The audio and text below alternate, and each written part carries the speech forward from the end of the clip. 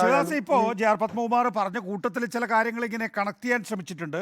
ഒന്ന്, Neville Roy Singham Chinese propaganda മെഷീനറിയുടെ ഭാഗമായിരുന്നു എന്നുള്ളത്.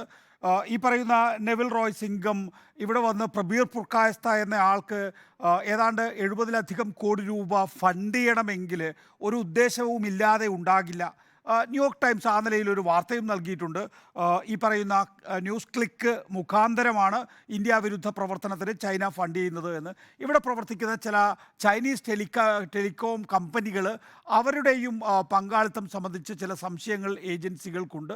നോക്കൂ, അങ്ങനെയാണ് എങ്കിൽ CPM-ന് തന്നെ അക്കാര്യത്തിൽ നേരിട്ടുള്ള ബന്ധം ഉണ്ടാകണം ഡോക്ടർ വി ശിവദാസൻ. കാരണം ഇദ്ദേഹം പ്രബീർ പുർക്കായസ്ത 50 വർഷമായി CPM അംഗമാണല്ലോ. അപ്പോൾ ചൈനീസ് പ്രോപ്പഗാൻഡ യഥാർത്ഥത്തിൽ ഈ പറയുന്ന ന്യൂസ് ക്ലിക്ക് എന്ന മാധ്യമത്തിലൂടെ മാത്രമല്ല CPM-ലൂടെയും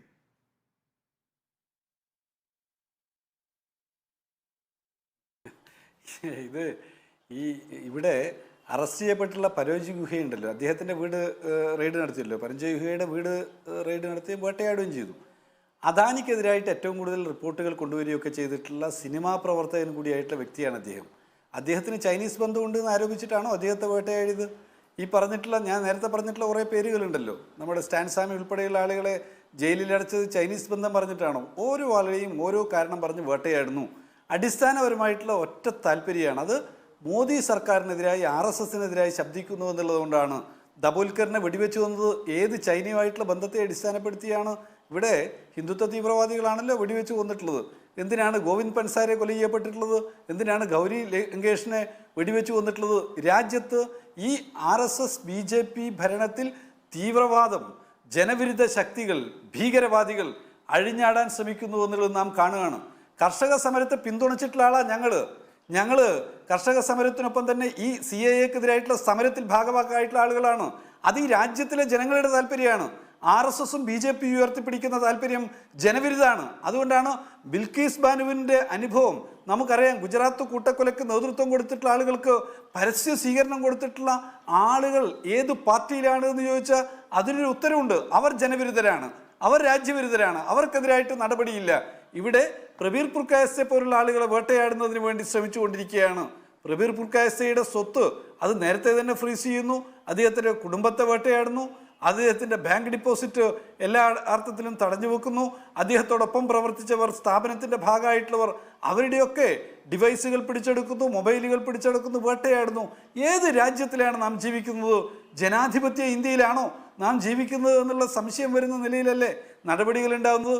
ഞങ്ങൾ ഓർമ്മപ്പെടുത്തുന്നത് RSSനും BJPക്കും അവർക്ക് ഈ രാജ്യത്തിലെ ജനാധിപത്യ പ്രവർത്തനങ്ങളെ, ജനാധിപത്യ സംഘടനകളെ ഇവരുടെ ഭരണകൂടത്തിൻ്റെ മെഷീനറിയായി ഉപയോഗപ്പെടുത്തിക്കൊണ്ട് അടിച്ചു തകർക്കാമെന്നാണ് ഇവർ മോഹിക്കുന്നതെങ്കിൽ അടിയന്തരാവസ്ഥ പിന്നിട്ടിട്ടുള്ള ഈ ഇന്ത്യ രാജ്യം RSSൻ്റെയും BJPയുടെയും തുട്ടൂരങ്ങൾക്ക് മുമ്പിൽ വണങ്ങി നിൽക്കും എന്ന് നിങ്ങൾ കരുതുന്നുണ്ടെങ്കിൽ അത് നടക്കാൻ പോകുന്നില്ല. ഇവിടെ കോടതി പറഞ്ഞു കഴിഞ്ഞു, എന്തിനാണ് റിമാൻഡ് ചെയ്തതെന്ന് പോലും എഴുതി വെക്കാതെ ഒരു മനുഷ്യനെ നിങ്ങൾ ജയിലിലടച്ചു. കുറ്റമേതെന്നറിയാത്ത സ്റ്റാൻ സ്വാമി ജയിലിൽ വിങ്ങി മരിച്ചു. എത്രയെത്ര പാവങ്ങളെയാണ് ജയിലിലടച്ചിട്ടുള്ളത്? എത്രയെത്ര ആളുകൾ നിങ്ങൾ വേട്ടയാടുന്നു? ജനാധിപത്യപരമായ നിലയിൽ പ്രവർത്തിക്കാൻ കോളേജുകളിൽ സ്വാതന്ത്ര്യമില്ല. ഫാക്ടറികളിൽ തൊഴിലാളിക്ക് അവൻ്റെ യൂണിയൻ ഉണ്ടാക്കുന്നതിനുള്ള സ്വാതന്ത്ര്യം നിഷേധിക്കുന്ന നിയമം നിങ്ങൾ കൊണ്ടുവന്നു.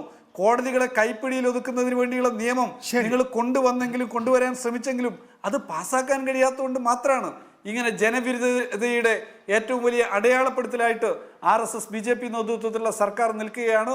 പ്രബീറിനെയും അതുപോലുള്ള ആളുകളെയും വേട്ടയാടി മാധ്യമങ്ങളെ നിശബ്ദമാക്കാമെന്ന് അവർ കരുതുകയാണ്. അതുകൊണ്ട് ഒറ്റ ഓർമ്മപ്പെടുത്തലേ ഉള്ളൂ, RSSൻ്റെയും BJPയുടെയും തിട്ടൂരങ്ങൾ ഗാന്ധിജിയുടെ ഇന്ത്യ അത് അനുവദിച്ചു കൊടുക്കില്ല എന്നുള്ളത് മാത്രമാണ്.